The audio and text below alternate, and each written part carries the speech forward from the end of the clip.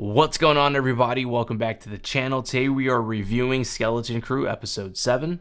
There wasn't much to say about this episode, right? I've got a few quick notes. We're going to run through those really quick because it was one of those episodes where as I'm watching the show, I'm trying to take notes and I'm like, okay, I don't really have a lot to write down, but it was still very interesting and action packed all the way from the beginning and the parents scene to the end with the other parent scene, right? So let's dive in really quick. So the opening scene, you see the parents in the woods, right, trying to put together the buoy to send the signal to the kids. You immediately notice the droids kind of find them where they're at, and then they go out on this chase. You see Neil's mom, she's like, I'm gonna pick it up, I'm gonna run, and then she gets like stunned, right? And then after that, it was basically like a game of hot potato, all the parents basically passing on the buoy as they got shot, and ultimately Fern's mom finding like an open space and getting able to release the buoy. That scene to me kind of reminds me of some of the scenes in the earlier episodes, even when the kids went into the woods and stuff like that and the droids were there. I feel like this whole planet gives the people this false sense of freedom, and because just something as simple as going into the woods is an issue, right? So anytime they are off the beaten path of what they're like supposed to be doing, the droids are there to kind of like steer them back, and I don't know, it's kind of eerie and creepy, giving that false sense of freedom. So that was one of the biggest things that I noticed right off the rip. Let's see here. Let's talk about Jod really quick. So the kids are coming in. Jod brings in their spaceship, and basically they're gonna come onto the ship, but then the kids like drop the claw and grab Brutus, and then Jod just straight up pulls the pistol out, straight gangster style, and murders him like a mob boss, right? And I guess in a sense, obviously he's a pirate, and I also get it, right? Like a few scenes before that, Brutus says, regardless of what the outcome is with At-Atin, whether it's a real planet or not, like basically he's going to kill Jod. So I'm sure that played a part into that. But I think also too, it was to basically solidify his spot as the crew captain. And just a real, like, I don't know, ruthless move there. But at the same time, I kind of get it. So that was one thing there. Another thing with Jod too is he got his helmet back, and I feel like when he got the helmet back and he walks into the scene wearing it, and we're seeing him wear it again for the first time, I had this feeling of, oh snap, like, yeah, he's kind of like, he's fully turned into basically the pirate Jod that we haven't really seen fully yet.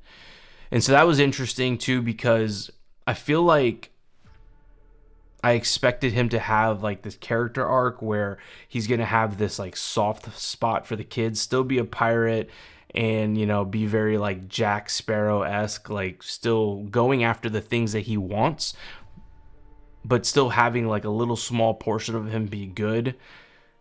I think once he got that helmet and he's got the scene and he's like screaming at the kids, and he slices off SM-33's head and the whole thing, I think at that moment I was like, Jod's too far gone, like just not what I was expecting, completely ruthless.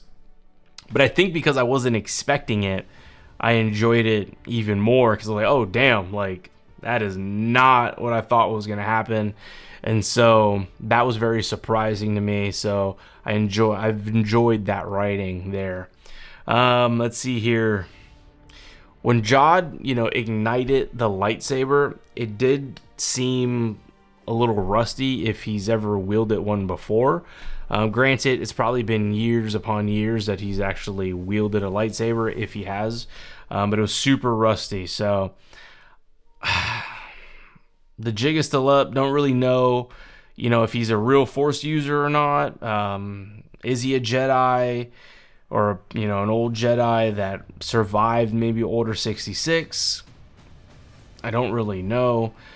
He did use the Force here in this episode to kind of break the cuffs off. But then again, I don't think I remember him using the Force for anything that was like organic. Everything I think was like some sort of metal of some sort. So we'll see. We'll see. It would be cool. We'll see. I mean, even if you look at like the Inquisitors, right? Most of the Inquisitors were Jedis first. And I'm not saying he's an Inquisitor, but, maybe in that kind of aspect of, but he just went the pirate route, right? So something to note there. The level of security on AT-ATN, like minus just like, the gas that surrounded that planet with like the electronic with the electric fields, around it to protect the planet. When they were landing the plane and the ship, and they were going to lower them down to go to the vaults, like just the level of security there, especially for a planet that like nobody really leaves and nobody really comes in besides like, a select few people like the parents were telling the kids to find. I found that very interesting. I mean, I guess for the amount of money, right, dataries that is on that planet, I guess it makes sense. And if you have that much money, why not invest in the best security? So I get it, but I was still like surprised on the level. And they said they had like thousands or whatever it was of these vaults with all this money, which is absolutely insane. Couple more thoughts. Tak Rened, who is he, right? When they initially showed him a couple episodes ago in, the hologram or whatever, it was very blurry and pixelated and you couldn't really see his face. So who's that? It'd be pretty wild if it was Hondo. I think I would lose my mind if it was Hondo in a good way.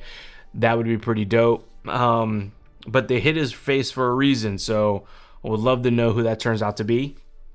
Does he turn out to be the supervisor on AT-ATN? Because they did find the Onyx Cinder on AT-ATN, and the Onyx Cinder is an AT-ATN ship.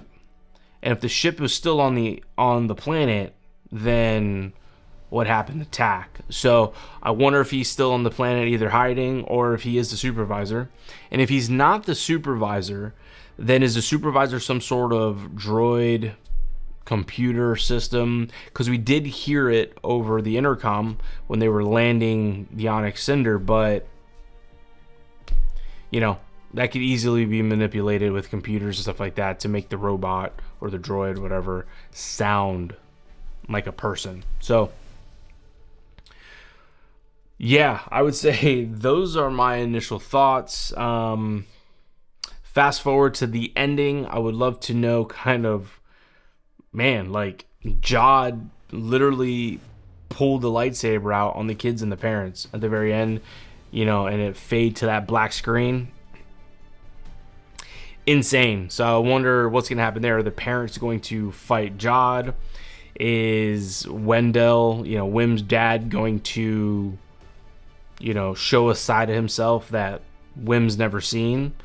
Was he a potential Jedi or, something? And the figure that Wim has always been looking up to ends up being what his dad was, at one point in time. That would be insane. That'd be goosebumps. The person he looked up to, in these stories actually turns out to be, also what his dad was or is. I feel like that'd be an insane kind of twist there. I doubt it, but that'd be cool. I'd sign up for that. Yeah, guys, overall, absolutely loving the TV show. It has been fantastic. I can't wait for the finale. It's going to be great. So that's it for me, guys. If you had any questions, let me know down in the comments and I'll be sure to get back to you. Please smash that like button and subscribe for more content just like this. And as always, may the Force be with you, and I'll see you next week. Peace.